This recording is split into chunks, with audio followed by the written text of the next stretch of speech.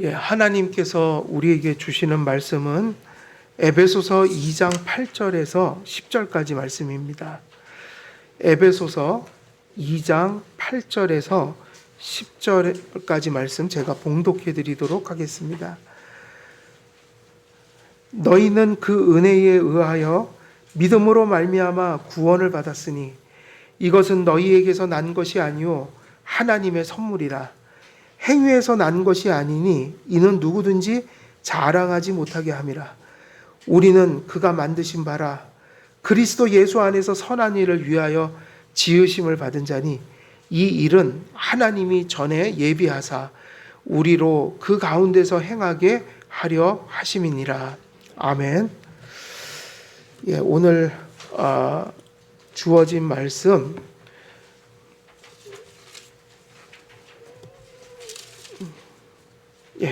오늘 주어진 말씀 지난 시간까지 설교한 것은 8절 상반절이에요. 그래서 믿음이 공로가 아니라는 것을 강조해서 말씀을 드렸고요. 믿음이 공로가 아니다. 믿음의 속성을 우리가 성경 속에서 살펴보았습니다. 그리고 같은 맥락들 속에 이제 8장 하반절부터 또 새로운 대지가 시작되는데 우리가 주목할 구절은 그 부분이에요. 하나님의 선물, 또 우리는 그가 만드신 바라. 이 두 구절이 지금 이 8절에서 10절의 주제들이 이 구원이 하나님께 속한 일이라는 거, 인간이 행할 수 있는 일 자체가 아니다. 그런 부분을 우리가 사도 바울이 그 구원에 있어서의 하나님의 은혜의 절대성을 강조하고 있고 하나님의 주권을 강조하고 있는데 그것을 이런저런 모양으로 지금 설명하고 있는 거죠. 그래서 첫 번째 대지가 믿음에 대해서 이야기를 했고, 그리고 이제 하나님의 선물, 우리는 그가 만드신 바라.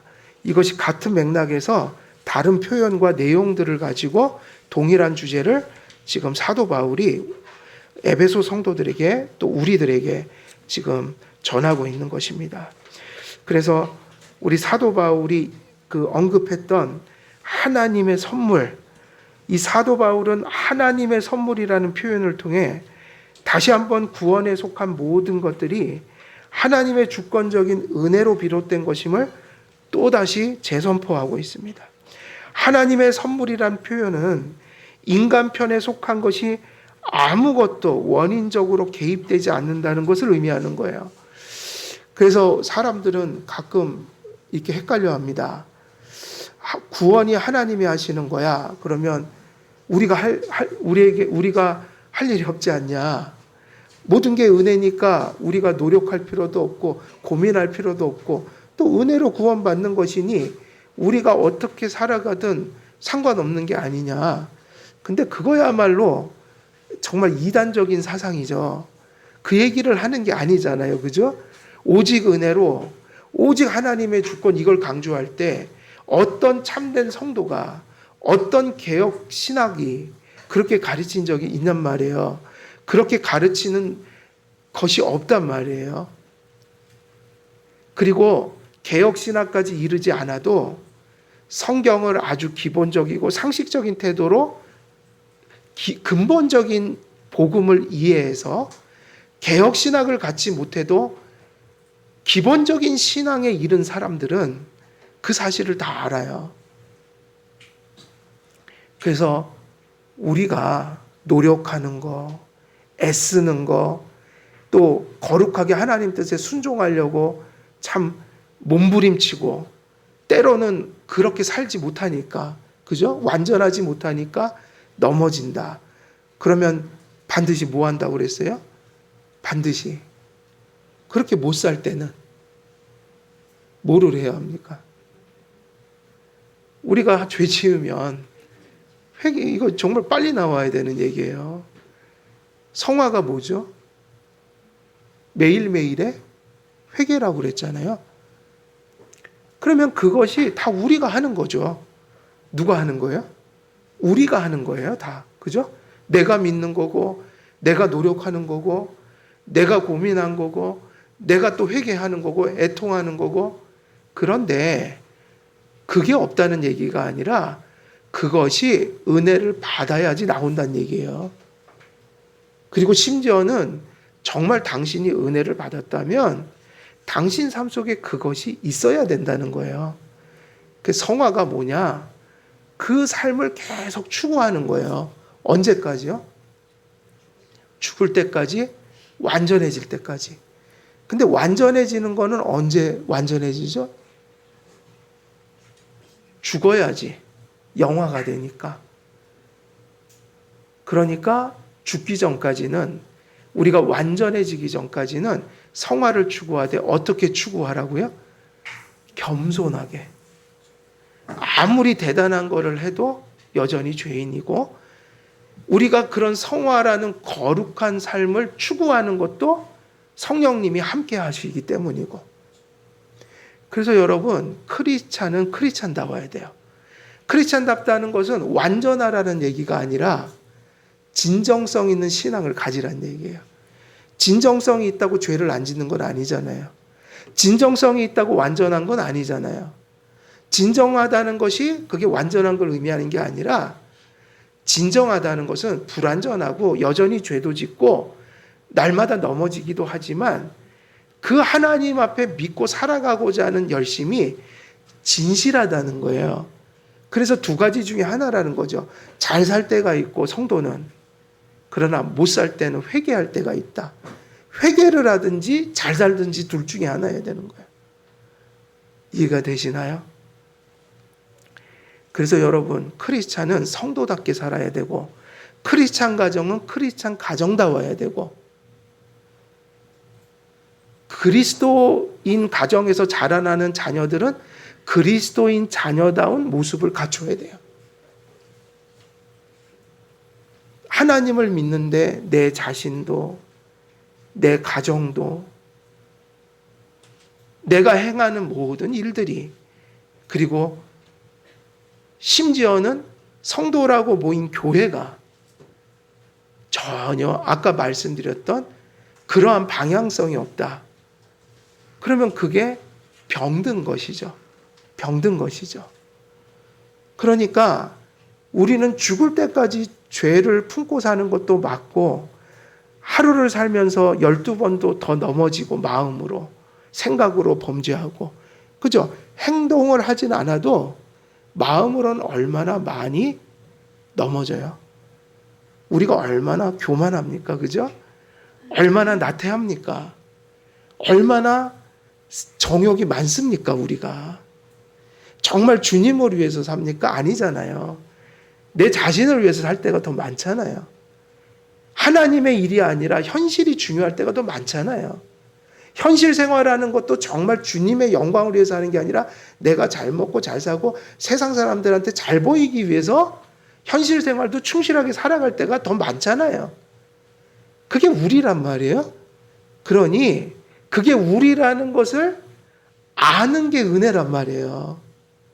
이 세상에는 아무도 완전한 사람도 없고 그렇게 대단하게 거룩한 사람도 없어요.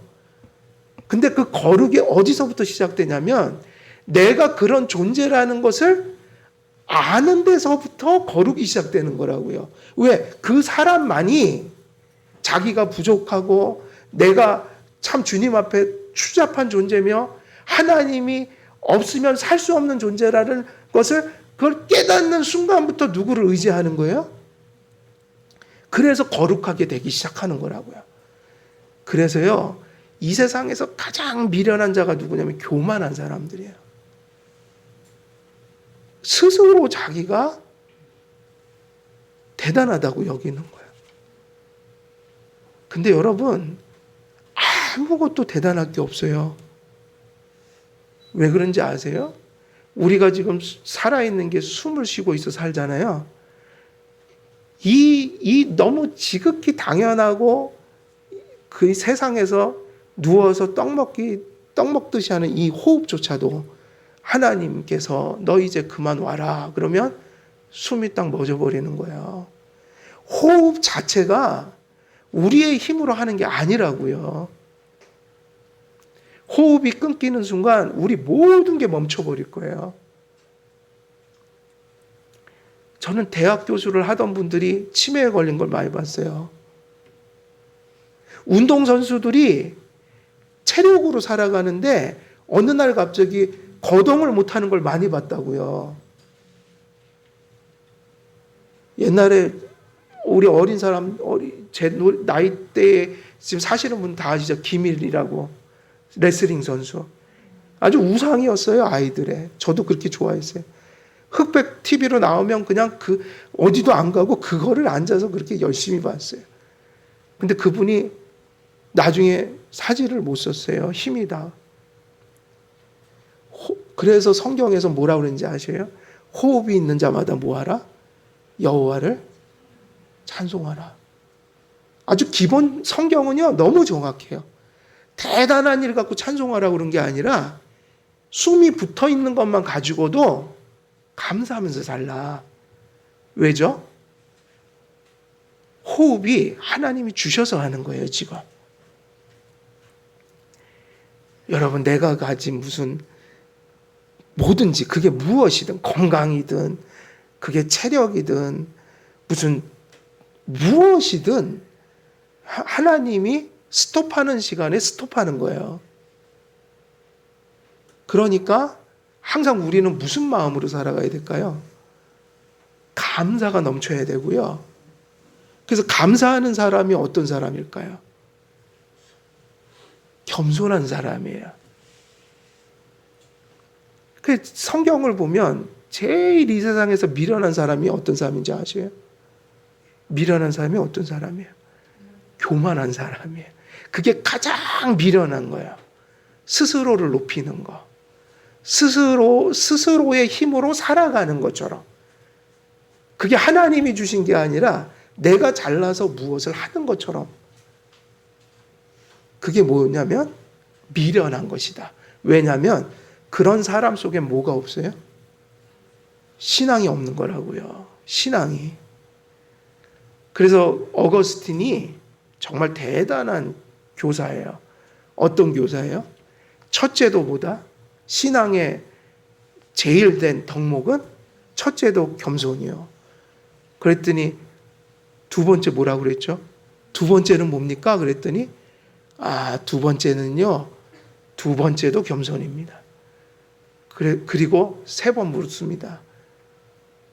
세 번째 중요한 건 뭡니까? 그랬더니 세 번째요. 다른 얘기 할 줄 알았더니 어거스틴이 세 번째도 역시 겸손입니다. 신앙의 속성 자체가 하나님을 의지하고 그에게 나를 의탁해서 사는 거라고요. 그래서 성경에 보면 빈수레가 어떻다고 그랬어요? 요란하다. 벼는 익을수록 어떻게 된다? 고개를 숙인다. 겸손이 없이는 뭘 할 수가 없다고요? 신앙생활 할 수 없어요. 누구를 철저히 의지하는 생활을 해야 돼요? 예수 그리스도요. 그래서 그 얘기를 하려고 여기까지 온 거네요. 믿음이라는 것은 하나님께서 우리 존재에 은혜를 부어주시잖아요. 우리에게 은혜를 부어주시니 그 부어주신 은혜가 뭐로 나타나는 게 당연한 거예요? 인격으로. 그래서 당연히 믿는 자는 믿는 자다워야 된다고요. 그래서 칭의를 받은 자는 무슨 열매가 나타난다고 그랬어요?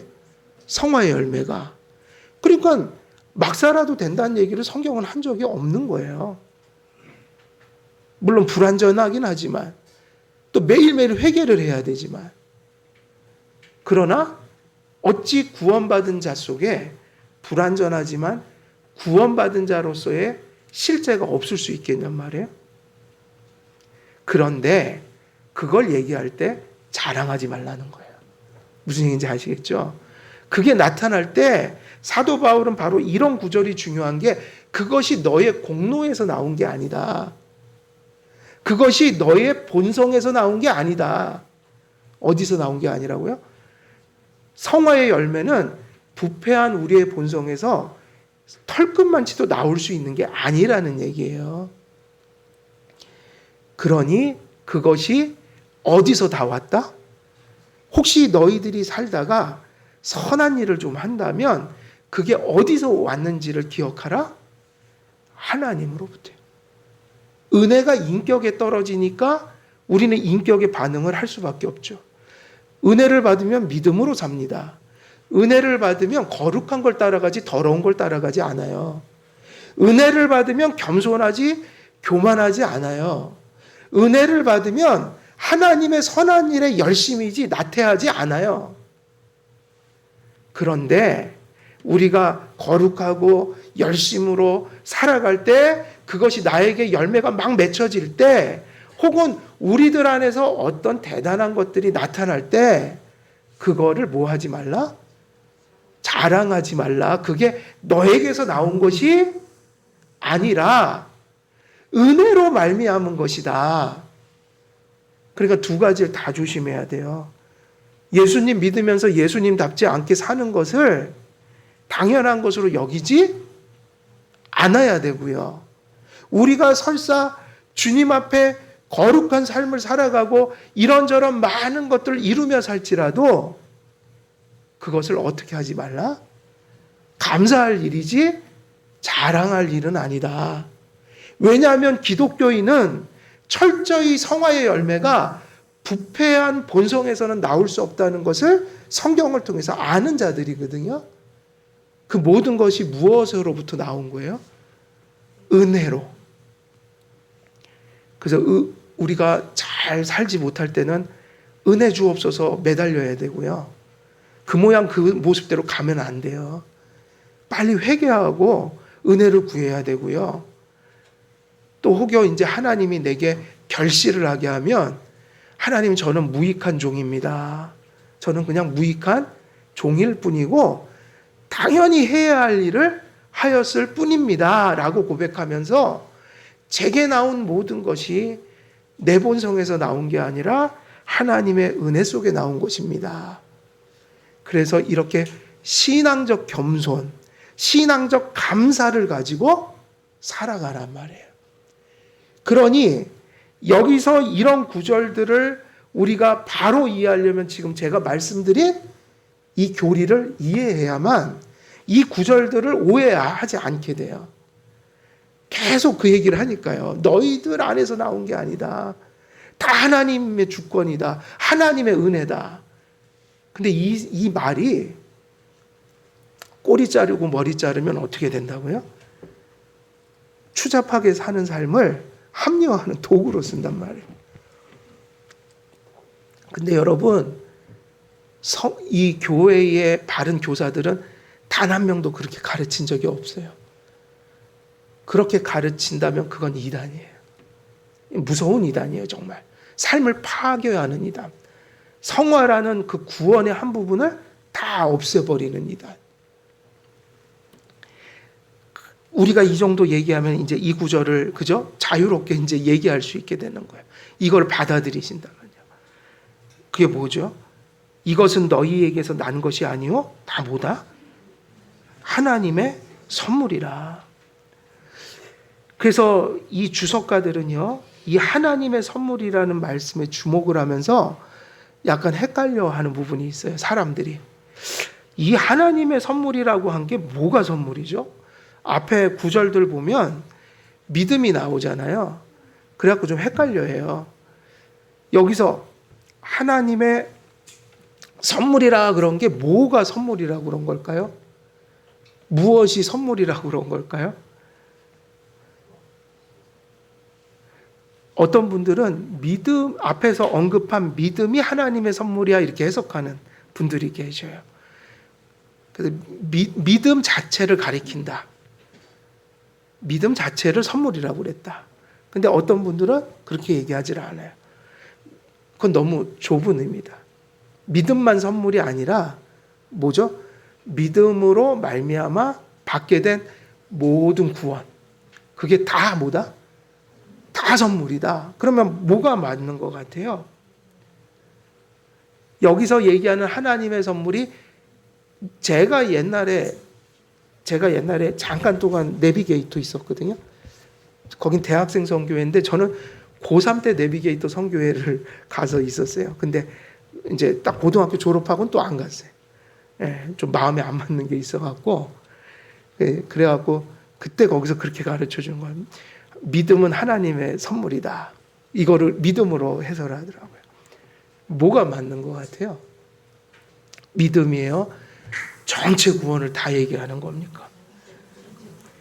그래서 그것을 학자들의 어떤 견해가 좀 다르긴 한데 이것을 어떻게 이해를 하냐면 더 정확한 것은 모든 구원이 다 하나님의 선물이다. 이게 더 맞는 해석이라고 볼 수 있어요. 왜냐하면 이것은이라고 할 때 그 헬라어에서는 문법 구조가 한글하고 달라요. 헬라어는 대명사가 있으면 그 대명사는 항상 지시하는 게 있잖아요. 지시하는 거. 이 사람 하면 어떤 사람을 가리키는 거니까 이 대명사가 지시하는 그 지시 대명사가 있는데 이 대명사하고 지시하는 것이 항상 이 헬라어에는 이 명사에 성이 다 붙어 있어요. 성이 있어요. 여성, 중성, 남성. 그러니까 예를 들면 이 컵도 컵이라는 단어가 남성, 여성, 중성 이것 중에 하나예요. 그 독일어나 다 그게 있잖아요. 성이. 성구별이 그래서 힘든 거예요, 이게. 그죠? 그런데 헬라어에서 이것은 선물이다 그랬잖아요. 근데 이것은이라는 게 뭐로 쓰였냐면 중성 대명사로 쓰였어요. 중성 대명사. 그런데 믿음은 무슨 명사일까? 믿음에도 성이 있어요. 믿음은 여성이에요. 믿음은 여성이에요. 그러니까 이것은 하나님의 선물이라 할 때 이것이 믿음을 가리키면 이것도 무슨 명사를 써야 되는 거예요? 여성을 써야 되는데 중성대명사가 쓰였다고요. 그럼 중성대명사가 언제 쓰냐면 문장 전체를 받을 때 쓴다고요. 앞에 나왔던 문장 전체를 받을 때 중성대명사를 쓰니까 이것이 가리키는 건 뭐예요? 믿음이라는 좁은 의미가 아니고 앞에서 지금 얘기하고 있는 그 구원 전체의 맥락을 하나님의 선물이라고 표현한 거예요. 그러니까 하나님의 선물이라는 그 어구가 참 중요한 거예요. 바로 지금 그걸 가르쳐주고 있으니까요. 우리에게 나타나는, 그러니까 우리가 칭의를 받고 용서를 받고 그리고 그 용서 안에서 성령이 우리 안에 역사해서 실제로 우리의 인격으로 나타나는 것들, 그죠? 지금 우리 성도님들께서 이런 날씨에 피곤하고 힘든데도 믿음이 있어서 나오신 거잖아요. 그 믿음이 있어서 나온 거란 말이에요.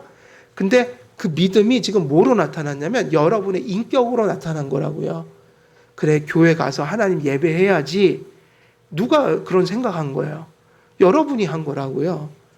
그리고 오늘 교회로 가야지라고 여러분이 선택한 거라고요.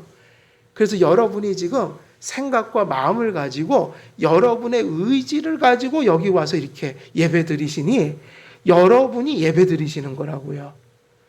근데 그게 다 뭐다? 그런 모든 것들이 하나님의 선물이다. 왜냐하면 여러분들의 인격을 통해서 여러분이 한 거지만 그것이 은혜라는 원인에서 온 거기 때문에 은혜가 없으면 그걸 할 수가 없기 때문에 그래서 모든 것을 우리는 하나님의 은혜로 돌릴 때 종교개혁에 있어서 마지막 모토가 이제 실천되는 거예요. 그 믿음이 있을 때만요. 은혜를 받아서 바르게 살고 바르게 나온 열매를 또 누구에게 드리는 거예요? 하나님께. 그게 크리스찬 삶이에요. 그렇게 할 때 마지막 종교개혁의 모토가 뭐예요? 오직 누구에게만 영광? 하나님께만 영광. 이것을 실천하게 되는 거라고요. 오직 그리스도, 오직 은혜, 오직 믿음이 어디로 귀결돼야 돼요?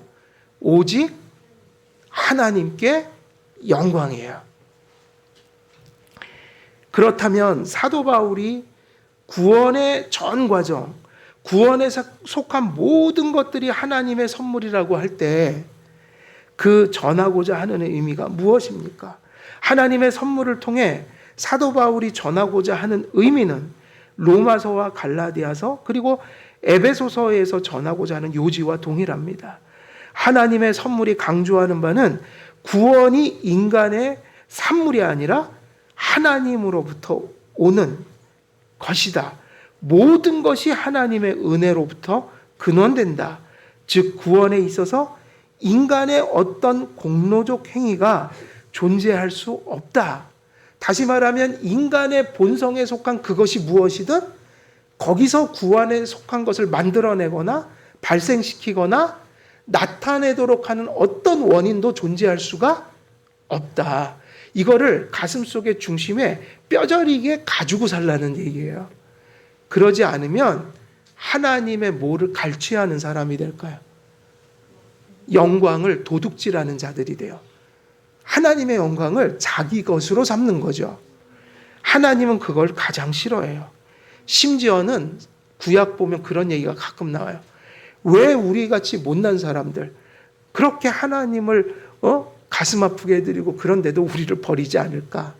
그럼 뭐라고 그러냐면 내가 너에게 약속하고 너에게 행한 일을 끝까지 성취해서 내가 너를 통해서 받고자 한 영광을 빼앗기지 않으려 함이라.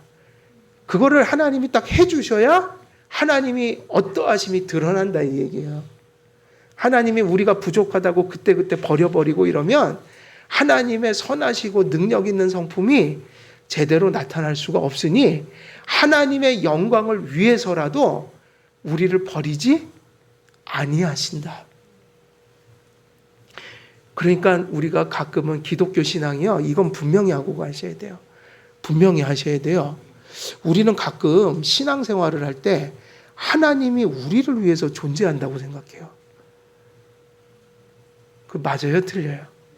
하나님만큼 우리를 사랑하시는 분은 없지만 그건 똑바로 하고 가셔야 돼요. 하나님이 우리를 위해 존재하는 게 아니라 우리를 사랑하시는 하나님을 위해 우리가 존재하는 거예요. 근데 이게 뒤바뀐 사람들이 많다고요.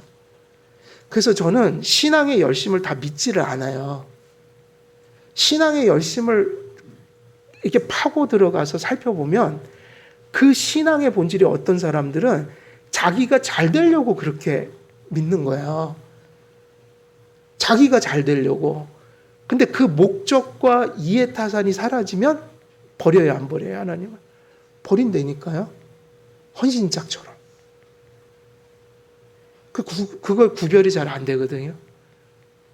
그러니까 우리 자신도 점검해야 되고, 그리고 가끔 그런 게 있다고요. 세상 살다 보면, 저 사람은 정말 하나님을 이용하려고 믿는구나.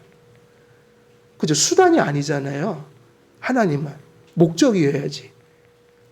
그래서 어거스틴이 그 두 가지를 구별했어요. 이 세상에는 인조이 할 게 있고, 펄슈이트 할 게 있다. 인조이는 뭐죠? 인조이라는 게 보통 즐기다인데 원래 그 얘기가 아니라 그게 아니다. 인조이 할 게 있고 유징 할 게 있다. 유징. 사용할 거. 그러면 인조이는 보통 우리가 뭐 즐기는 거 얘기하잖아요. 근데 그 얘기가 아니라 인조이는 보통 이런 뜻이에요. 추구한다는 거예요. 꼭 뭐 즐겁고 이게 인조이가 아니라 우리가 하나님을 인조한다고 하면 추구한다는 거예요. 이게 뭐냐면 목적으로 삼았다, 그분을. 그런데 세상에 뭐도 존재한다고요? 우리가 살아가는 건 유징할 게 너무 많은 거예요. 그죠? 먹고 살아야 되잖아요. 또 우리가 어떤 가치를 이루기 위해서는 여러 가지 자원도 필요하잖아요. 유징하는 건 하나님의 축복인데 이게 뒤바뀌는 게 뭐다? 그게 우상이라는 거예요. 그러면 아까 얘기했던 그런 부류의 신앙을 가진 분들이 어떻게 사는가 하면 하나님을 이용해서 사용할 것을 얻으려고 하는 거예요. 이해되시나요? 그러니까 이 사람은 인조이 하는 게 뭐인 거예요? 펄슈이트 하는 게 하나님이 아니라 세상의 것들이고 그 세상의 것들을 성취하기 위해서 뭔가 도움이 될 것 같으니까 하나님을 이제 그런 면에서 의지하는 거예요. 그러니까 그게 뭐냐? 이용해 먹는다. 누구를요? 하나님을요. 그러니까 원래 신앙과 감사는 잘 돼도 감사, 힘들지만 어려워도 그래도 감사. 역경에도 의미가 있지만, 아니, 순경에도 의미가 있지만, 모에도 의미가 있다고 생각하고 살아가는 사람들이 역경에도. 그래서 신앙은 그렇게 가는 거예요. 환경을 넘어서서. 그러니까 신앙적 감사는 환경을 넘어선 감사지, 환경 안에 갇혀있는 감사가 아니라고요. 제가 살아보니 얼마나 제 자신이 간사한지, 조금 뭐 잘 되면 뭐죠 벌벌 뛰면서 감사합니다 그래요. 조금 힘들어지면 감사는 무슨 감사예요? 세상이 다 무너진 것처럼 막 염려와 불안에 휩싸여서 그러면서 뭘 다 잊어버려요? 받은 건 다 잊어버리고 그런 사고를 하니까 뭐가 나오게 돼 있어요? 제 얘기하는 겁니다. 제 얘기. 원망을 하게 되더라 이거죠. 원망. 그러니까 그게 신앙이 아닌 거예요. 그 순간엔 그게 신앙이 아닌 거예요. 신앙은 넘어선 거잖아요. 제가 그때 그 말씀드렸죠. 신앙의 대상이 중요하다고요. 근데 우리가 믿는 대상이 누구예요? 하나님. 근데 그분의 특징이 뭡니까? 모든 것을 초월해 계신 분이에요. 그래서 세상의 것이 어려워도 그걸 넘어선 소망을 가질 수가 있는 거예요. 그래서 합력하여 선을 이루라는 게 그런 의미인 거예요. 그러니까 우리는 사용할 것을 바르게 사용해서 누구를 추구하는 삶이 돼야 돼요? 하나님이요. 그러면 여러분이 일에서 또 어떤 자원을 얻고 살아가는 게 거룩한 거예요.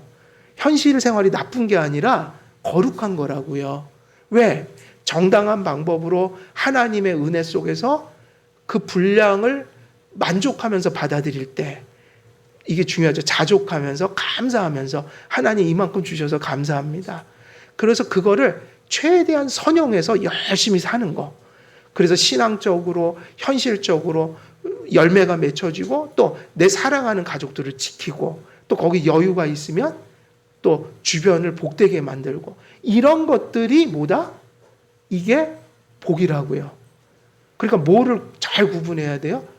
우리의 목적, 추구할 분은 하나님밖에 없어야 되고 나머지는 다 모인 거예요. 그 목적을 위해서 사용할 것들인 거예요. 그럼 그게 뒤바뀌는 게 뭐인 거죠? 그게 하나님을 이용해서 내 야망과 목적을 성취하려고 하는 것이다. 그런 신앙은 얻을 걸 얻으면 버립니다. 하나님을 버려요. 그래서 구원이 모든 속한 것이 내게 작은 것일지라도 다 어디서 왔다는 걸 인정하고 살아야 되냐면 하나님으로부터 왔다. 그래서 구원에 있어서 인간의 어떤 공로적 행위가 존재할 수 없다는 겁니다. 즉 우리에게 구원을 살펴보면 정가된 의는 오직 하나님의 궁율에 의해서 정가가 됐고 주어졌고 의가 그리스도 안에서만 오직 복음에 의해 우리에게 정가됩니다. 여기서 말하는 의는 우리의 본성에 존재하지 않는 의여서 그죠? 우리가 의롭게 되는 것은 우리에게 없는 것이기 때문에 누구의 의라고 불러요? 보통? 그건 그리스도의 의라고 불러요. 그리스도의 의. 그래서 그걸 선물로서의 의라고 또 신학 용어가 써요. 선물로서의 의. 우리에겐 의가 없어요. 의가 있다고 생각하고 살아가면 기독교인이 아니라고요. 의가 없는 거예요. 우리는 오직 누구의 의로 용서받아요? 그리스도의 의로. 그래서 중세 말 종교개혁이 일어난 이유 중에 하나가 이 교리 때문이었어요. 로마 교회는 어떻게 믿었냐면 하나님의 최초의 은혜라는 게 있다. 하나님의 은혜를 주시긴 해요. 근데 이 사람들이 얘기하는 은혜의 특징이 뭘까요? 오직 은혜가 아니라 그냥 은혜고 인간의 것이 섞여 있는 은혜예요. 그게 로마 교회의 은혜관이에요. 그래서 종교개혁 때는 은혜에다가 무슨 말을 붙였어요? 수식어. 오직. 이게 반드시 붙어야지 개신교인인 거예요. 왜냐하면 로마 교회가 이렇게 했기 때문이에요. 은혜를 안전한 게 아니고 그리스도를 안전한 게 아니에요. 다 전했어요. 여러분 천주교 지금 가서 미사 드리면 다 얘기 듣습니다. 예수님 얘기도 듣고 은혜 얘기도 반드시 해요. 그런데 뭐를 싹 빼고 얘기해요? 오직. 그래서 로마 교회는 이렇게 가르치죠. 시초의 은혜를 구분해요. 또 처음 받는 은혜가 있다. 그러면 그 은혜는 뭐냐면 너희들이 나머지 삶을 스스로 살아가게 하는 이게 뭔가 이렇게 동력이 이제 한번 쭉 밀어준 거예요. 그래서 시초의 은혜를 받아서 줬으니까 그 다음부터 누가 알아서 해라? 너희들이 해야 한다. 아무리 하나님이 은혜 주시고 그 처음에 구원을 받았다 해도 그 다음에 그 받은 것으로 너희가 안 하면 구원에서 떨어질 수도 있고. 그래서 로마 교회는 칭의가 한 번이 아니에요. 우린 단번이죠. 왜냐하면 칭의의 원인이 그리스도의 의가 완전해서 완전하기 때문에 두 번의 칭의가 없는 거예요. 그냥 끝난 거예요. 완전해서. 예수님의 의가 완전해서 칭의가 한 번으로 끝난 거라고요. 근데 로마 교회는 칭의가 일생 동안 계속되는 거예요. 그래서 그 사람들이 뭘 잘못하면 뭐 해요? 신부님 앞에 가서 고해성사를 하죠. 그러니까 이렇게 되는 거예요. 그 순간에 안 하면 떨어져 나가는 거예요. 버림을 받는 거예요. 그 칭의가 이런 식이에요. 일생 동안 내가 한 거로 또 칭의를 받고 의롭다함을 받고 또 살아가면서 또 받고 그리고 또 잘못하면 칭의가 사라져 버리기도 하고 폐기돼 버리고 그러니까 일생이 자기의 그러니까 하나님이 주신 은혜와 내가 협력을 해서 내가 열심히 거기다 더해서 그걸 메워가야 되는. 그래서 잘못하면 결국 저울질을 해서 너 요만큼 살았으니까 넌 합격, 넌 불합격. 그렇게 되면 우리가 천국 갈 사람이 있을까요? 있어요? 없어요? 없다니까요, 한 명도. 그렇게 하면. 우리가 무슨 의의가 있어 천국을 갑니까? 그래서 로마 교회의 이러한 은혜관이 공로신앙을 낳은 거예요. 그래서 뭐라고 그랬냐면 공로가 있다. 은혜도 주시지만 나머지는 너희가 하는 거니까. 그건 공로다. 그래서 트렌트 공의회라고 웨스트민스터 신앙고백처럼 천주교회에서 종교개혁 때 반종교개혁. 그러니까 종교개혁을 막아내려고 자기들의 신앙을 정리한 교리서, 신조 이런 게 있어요. 트렌트 공의회라고. 그래서 그 트렌트 공의회의 문서를 보면 저는 봤어요. 그 원본을. 그게 이제 그것도 1500 몇 년도에 아마 결성했는지 제가 정확히 몰라서 잊어버려서 거기 보면 이렇게 돼 있다고요. 오직 은혜만 구하는 자들에게 저주가 있을 것이다. 이렇게 돼 있다고요. 그러니까 구원의 확신이 있을 수가 없잖아요. 우리 편의 구원의 확신은 우리가 잘나서 구원의 확신을 갖는 거예요. 그리스도의 의가 완전해서 구원의 확신을 갖는 거예요. 그죠? 후자죠. 그래서 우리는 그걸 겸손이라고 본다고요. 예수님의 의만 완전하니 그것을 신뢰함으로 확신을 얻게 되는 거. 주님 약속한 건 이루어집니다. 이런 확신이거든요. 근데 캐톨릭은 그게 있을 수가 없는 거죠. 확신이. 왜냐하면 가다가 칭의가 없어질 수 있으니까. 그런 거 없다. 한번 구원하면 뭐 하나님이 선택해서 끝까지 간다? 이런 거 없다. 그러니까 로마 교회는 저도 그것도 확인했어요. 옛날 논문 쓰면서 다 봤던 거예요. 그 문서를. 뭐라고 돼 있냐면 구원의 확신을 전하는 자마다 뭐가 있을지어다? 저주가 있을지어다. 사실 로마 교회하고 이 개신교는 너무 다른 거예요. 본질이 달라요. 복음에 대한 이해가. 그래서 한쪽에서는 반드시 믿어야 되는 게 한쪽에서는 저주의 대상이 됐어요. 그리고 변한 게 있냐? 사실 이 부분에서는 변한 게 없어요. 오늘날도. 거의 똑같아요. 그래서 무엇이 중요한 겁니까? 오늘 이 본문에서 사도 바울이 전하고 있는 본질이 바로 뭐예요? 오직 그리스도, 오직 은혜, 오직 믿음. 그리고 이 세 가지 모토가 중요한 게 어디에 있다고요? 오직 하나님께 영광이, 이 오직 그리스도, 오직 은혜, 오직 믿음이 은혜의 절대성으로 해석이 돼야만 영광을 누구에게만 돌리고 살게 되는 거예요? 하나님께만. 구원도 하나님께 영광, 내게 뭐가 나타나도 하나님께 영광. 우리가 마지막 날 주님의 심판대 앞에 설 때, 야, 너는 내가 택했고 믿음을 갖고 저 지상에 있을 때 회심과 성화의 회개를 나타냈으므로 그건 열매로서 너의 믿음이 진정한 것이라는 것을 인정하노라. 내가 너를 택했고 너의 구원을 여기까지 오도록 믿음으로 인도했노라. 이제 나하고 영원히 살자. 그렇게 하실 때 극치에 뭐가 나오는 거예요, 이제? 오직 하나님께 영광이라는 것을 죄가 없는 마음으로 부활한 모습으로 극치의 감사를 드리는 날이 최후의 심판날이에요. 그 성도에게는요, 마지막 심판이 뭐여야 돼요? 공포거나 두려움이 아니라 뭐여야 되죠?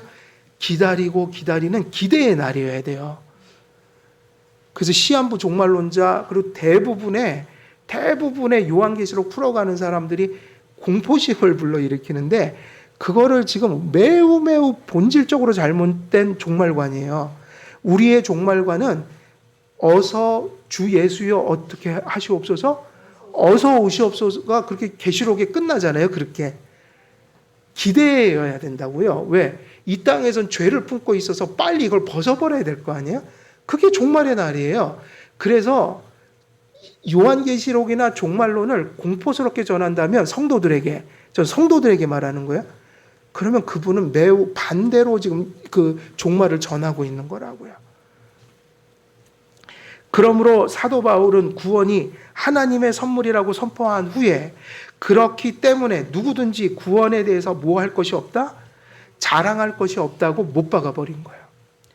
행위에서 난 것이 아니니 누구든지 자랑하지 못하게 합니다. 행위에서 난 것이 아니기 때문에 뭐가 아니다? 자랑할 수 없다. 제가 지금 계속 설교한 내용을 이렇게 정리해 주고 있는 겁니다. 그러므로 이와 같은 구원의 본질을 아는 그리스도인들은 교만이 마음에 피어오를 때 그들의 양심이 결코 편할 수가 없어요. 사실은 우리는 그런 교만이 피어오를 때 거듭나고 성화되어 가는 자들은 그게 불편해져요. 내 자신 안에 일어나는 게. 그래서 가장 우리는 다 그런 게 맞아요. 누가 나를 칭찬해 주면 그러니까 가장 내가 선한 일을 할 때, 그건 저도 마찬가지라고요. 가장 선한 일을 할 때 내 마음에 뭐가 피어오를 확률이 제일 높은 거예요? 네, 그죠. 잘했으니까, 야, 박동근 괜찮은 사람이다. 이게 누가 다른 사람은 인정도 안 해주는데 내가 그 생각을 한다고요. 야, 나 정말 괜찮은 놈이야. 그러니까 언제 제일 조심해야 돼요? 선한 일을 할 때 조심해야 돼요. 죄질 때야 그걸 못 하잖아요. 그런 교만이 그렇다고 죄질하는 게 아니라 선한 일을 하고 잘못하면 크게 넘어진다고요. 무슨 얘기인지 아시겠죠? 죄를 지라는 게 아니라 선한 일을 할 때 우리가 가장 교만할 수 있으니 선한 일을 할 때 정말 마음을 잘 지켜야 된다고요. 그러면 열매가 많아요. 너무 좋은 게 많아요. 하나님이 얼마나 기뻐하시겠어요. 그래서 그 존 스토트라는 분이 이런 얘기를 했어요. 우리는 하늘나라에서 동물로 비유하면 절대로 그런 동물에는 비유가 안 되는 거예요. 뭐 같은 존재가 되지 말라?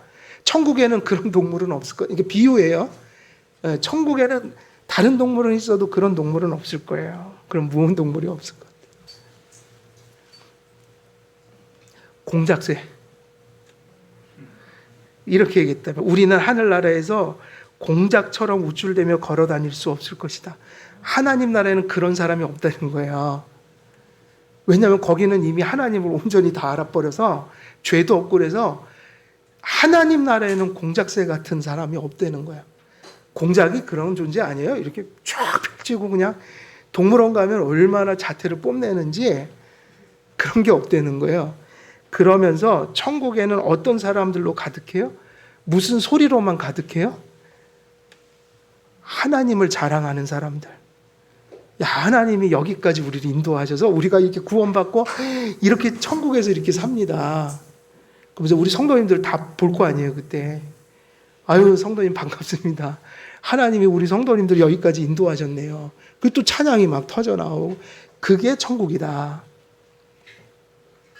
사도 바울은 하나님의 선물이란 표현으로 전한 진리를 더욱 확고히 하기 위해서 10절의 표현을 통해 다시 한번 하나님의 구원이 하나님께 속한 이름을 선포하는 거예요.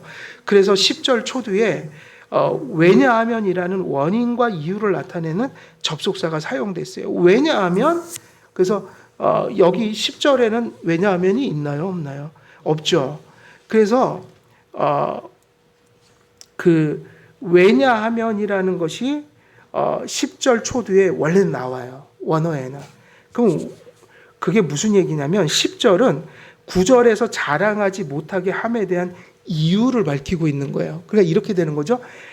행위에서 난 것이 아니니 누구든지 자랑하지 못하게 하면, 왜 자랑하면 안 되는데요? 그러면 10절에서 왜냐하면 이렇게 시작한다는 거예요. 그 이유가 10절에 나와 있다. 그러면 그 이유가 뭐죠? 그래서 이것으로 다시 한번 확고하게 그 교리를 우리에게 정립시키는 거예요. 우리는, 왜냐하면 우리는 뭐다? 그가 만드신 바라. 여기서 만들었다는 것은요, 하나님의 창조에만 쓰이는 단어예요. 그런데 이 하나님의 창조가 신약에서 이 단어가 2번밖에 안 나와요. 한 곳은 로마서 1장 20절에서 나오고, 또 한 번 나오는 게 여기서 나온 거예요. 그럼 여기서 만드시는 건 뭐냐면 하나님이 만드는 행위를 가리키는 용어인데, 하나는 자연 만물에 대해서 쓰였고, 이 본문에서는 자연 창조가 아니라 뭘까요? 초자연적인 생명을 주시는 재창조, 구원 행위를 가리켜요. 여기서 그가 만드신 바라, 이거는 우리를 거듭나게 하시고 우리를 날마다 거룩하게 만드시는 하나님의 행위예요. 그러니까 왜냐하면, 너희가 자랑하면 안 돼. 왜냐하면, 이렇게 하고 답이 뭐죠? 왜냐하면 답은 우리는 누가 만드신 바라? 그가 만드신 바기 때문이다, 이 얘기인 거예요. 그럼 여기서 만드셨다는 건 누구에게만 쓰이는 단어라고요? 하나님께만. 그리고 여기서 창조는 자연 창조가 아니라 뭐예요? 여러분을 고린도후서 5장 17절처럼 그런즉 누구든지 그리스도 예수 안에 있으면 새로운 피조물이라. 이전 것은 지나갔으니 보라 새 것이 되었도다. 그러면 그 얘기는 무슨 얘기죠? 바로 구원으로 여러분을 중생시키고 새 마음을 창조하시고, 하나님 없었으면 이렇게 살 사람을 하나님을 믿게 하여 이렇게 살도록 만드신 분이 누구라는 거예요? 그것이 하나님이시다. 그 모든 것들이 누구의 작품인 거예요? 하나님의 작품이다. 그러니까 우리 안에서 선한 것들이 나올 때는 자랑이 아니라 무슨 찬송을 하는 거예요? 야, 이렇게 하나님이 나를 만들어 주셨구나. 감사합니다. 하나님의 능력이 이런 멋지고 선한 것을 만들어 가시는구나. 하나님의 능력은 대단하십니다. 나 같은 사람을 고쳐주시니 감사합니다. 나 같은 사람에게 이런 열매가 맺혀질 수 있도록 거듭나게 하시고 성화시켜 주시니 감사합니다. 그렇게 고백하고 살아가는 게 구원을 합당하게 받고 구원받은 자의 삶을 열심히 살아가는 가장 건전한 성도의 태도이다. 이것을 우리에게 가르쳐주고 있는 것입니다. 그래서 오늘 설교 마무리를 지으면 이 구원에 있어서의 그 절대적인 근원적 원인이, 그리고 이 모든 일들이 하나님의 은혜와 그의 주권과 행하심 속에 나타났다는 것을 오늘 성경에서는 무슨 단어로 가르쳐주고 있다고 그랬어요? 하나님의 선물. 그리고 우리는 그가 만드신 바라. 이 말씀을 통해서 많은 구원론적인 신앙적인 은혜관을 우리에게 전달해주고 있다. 그래서 우리 한길교회 모든 성도님들은 이 진리를 잘 정립하셔서 하나님의 은혜만을 의지하고 살아가는 여러분들 되시고, 여러분은 그 은혜를 받아 많은 열매를 맺으시고 거룩한 삶을 풍성하게 살아가는 삶이 되도록 기도하되, 그런 열매들을 오직 하나님께 영광 돌리고 감사할 수 있는 삶을 살아 진정한 은혜의 삶을 사는 그런 복을 받아 누리시기를 우리 주 예수 그리스도의 이름으로 축원드립니다. 기도하겠습니다. 살아계신 하나님 아버지, 오늘도 말씀을 전하였습니다. 들은 말씀들이 성령님의 은혜로 가슴속에 깊이 뿌리내릴 수 있도록 하나님 역사해 주옵소서. 그래야 해서 그 말씀들이 삶과 현실함 가운데서 큰 열매로 또 나타날 수 있도록 하나님 섭리해 주시고 또 주관해 주옵소서. 감사드렸고 우리 주 예수 그리스도의 이름으로 기도드리옵나이다. 아멘.